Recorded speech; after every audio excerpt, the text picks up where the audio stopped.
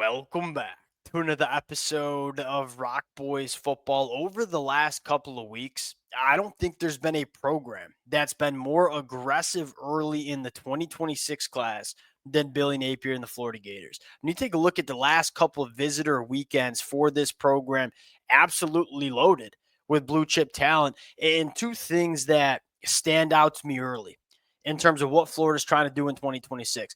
Most importantly, they're trying to ride the momentum. I mean, it makes so much sense for this Florida program to say, hey, we're going to get on these kids early and try to get our class built early because we have so much momentum coming out of that 2024 season. You look at where this team is right now as opposed to where it was 12 months ago. I mean, 12 months ago, it was hard for Florida to even get some of these prospects to come and visit Florida because all anybody wanted to talk about was the future of the program and about Billy Napier getting fired. Look, that's not a very good environment to build a recruiting class in.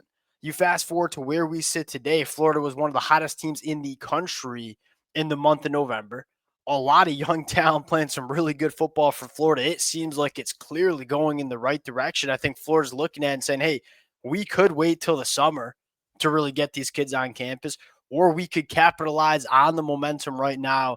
That's what they're choosing to do. I think that's going to pay off. And then I think, secondly, what's the one thing that we've talked about just about every weekend as we break down these visitor lists? It's line of scrimmage, baby. And one of the things that fires me up the most is, look, I think Billy Napier knows this just about more than anybody. If you want to build a very strong offensive line in this modern era of college football, you damn well be getting these kids out of the high school ranks. There are a lot of other positions on the football field that you can address in the transfer portal if you don't hit on in the high school recruiting trail. The offensive line ain't one of them. Like, you look at the offensive lines that are some of the best in the country, they don't grab their kids from the transfer portal. They grab them from the high school trail, bring them into the program, and develop them the right way. I think Billy Napier sees this and says, hey, if we want to have a good offensive line, which one of the things that I'm really high on with Florida is what they're doing on the offensive line, you better build it out of the high school ranks. And they're clearly trying to do that. Now, I want to get into a few names that were on campus or currently are on campus for the Florida Gators this weekend. Before we get into it, as always, to the Florida fans, many of y'all show a ton of support in the fall months as we talk about this team on the football field. To the Florida fans, the amount of support y'all have shown the boys as we've talked the recruiting trail over the last couple of weeks, been amazing. It's something I love to do, and y'all showing the support you guys do, it means the world. If you guys do enjoy the content, consider subscribing to the channel. Without further ado, let's get into some of these names on campus. And one of the things I'll kind of say before we get into the individuals that we're going to focus on the offensive line here is Billy Napier's going after a wide variety of kind of prospects. And when we talk about the offensive line, there's always kind of different kind of prospects you could go after. You can go after the quote unquote boomer bust prospects, the guys that have a really high ceiling, but probably have a pretty low floor as well. And then you can go after the maybe we'll say blue chippers, those guys that are extremely polished. You kind of know what you're going to get, but maybe don't have that top 10 NFL draft pick upside. One of the things that stands out to me is it's kind of a wide variety that Florida's going after. And they're going after some guys that have some super high ceilings, but they're also going after some guys that, all right, maybe they won't be first team All-Americans, but they're probably going to be pretty damn good. That's how you want your offensive line class to look. Because if you don't take bets on those high upside guys, you're probably not going to have an elite offensive line. But if you take your too many bets on the high upside guys, there's a chance that that offensive line kind of bottoms out, like we saw with Florida State in the 2024 year.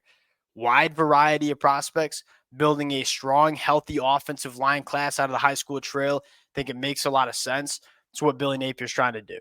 Now, I think the first one you got to talk about is Pepe. You talk about laboratory built offensive tackles, it's probably Pepe.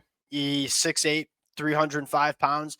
Really good athlete for the size. And that's the thing that stands out to me the most is when you're talking about these guys who go 6'8", yeah, you love the size. Can they move their feet, especially if they're going to play offensive tackle? Pepe can. You know, the one thing that you probably want to see him add to his game as he matures as an offensive lineman is just a little bit more, overwhelming physicality, you might say. Look, he's a physical guy. He's 6'8", 305 pounds. I think he can be more physical. And that's kind of what you're looking at for Kenny Pepe. But this is a guy that, if you're an offensive line coach, you're looking at him and saying, let me get my hands on him for 3 to 4 years because I know I can make him an All-American tackle. This is a guy that I think has a relatively high floor. It's hard for me to look at him and say he ain't going to be good in college. And then the ceiling is it's All-American tackle high. And this is the one of the biggest targets that you'll see for Florida on the offensive line. Now, Florida's making a run at a bunch of IMG guys. Nave Carr is another really interesting cat. Plays tackle at IMG. I think he'll play guard at the collegiate level. And the reason I say that is actually, when you look at 6'4", 340 and say, oh, is he, how good of an athlete is he? The athleticism is actually pretty damn impressive for the kind of body profile you're working with, which is kind of a, shorter, stouter, powerful offensive line. He's a pretty solid athlete. The reason I want to see him at guard is you want to keep this kid in a phone booth. And what I mean by that is, yeah, he could probably give you some right tackle snaps. Is that going to maximize him as a football player? Because when he's at his best, he's getting hands on people in a phone booth. That's what you get from guards. This is a guy that I think probably one of those guys that I'm not sure if the ceiling is top 10 NFL draft pick, but a guy that, especially if you want to run the football, go grab a guy like this kid. There's another guy, again, last IMG kid we'll talk about, Brock Coolidge, another he's probably the most polished offensive lineman out of these three IMG kids. It's a guy that you can tell has been coached the right way, knows what he's doing, plays guard, can pull, play side, can work up to the second level. Yes, he's polished.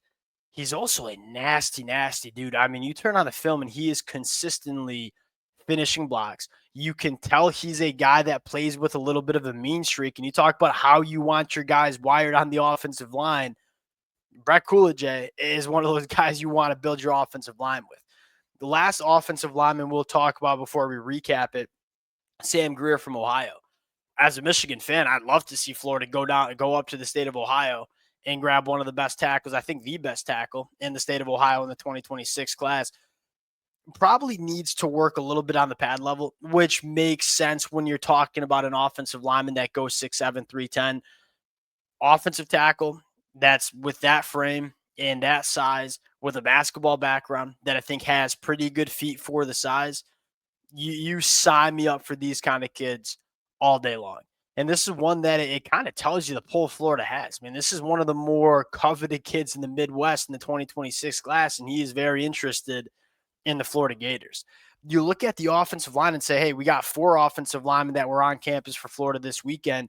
We've talked about a plethora of offensive linemen who've been on campus the last couple of weeks, really the month of January. You're saying here, it's hard to see Florida not having a really good offensive line class in the 2026 class. And it is kind of project, hey, how can we put the most amount of talent behind around DJ Lagway over the next couple of years?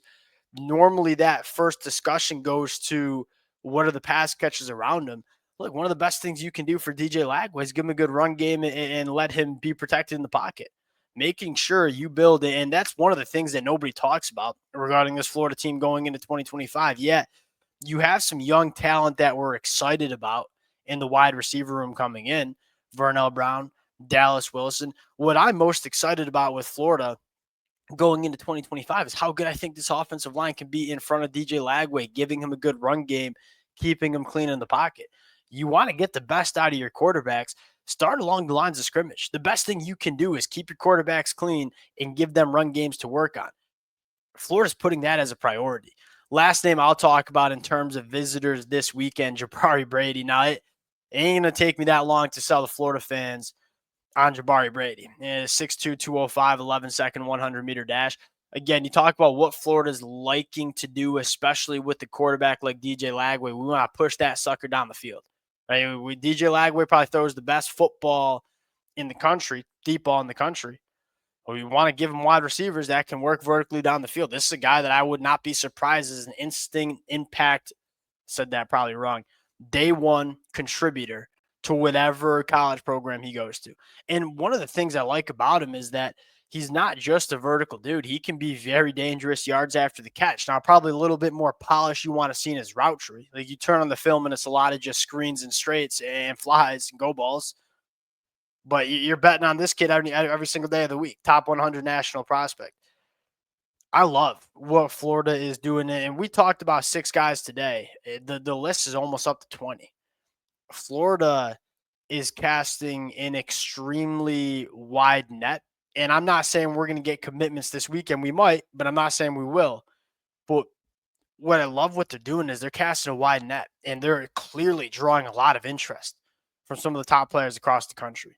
We'll see how it works out. I think a really exciting development in terms of how Florida is operating on the recruiting trail.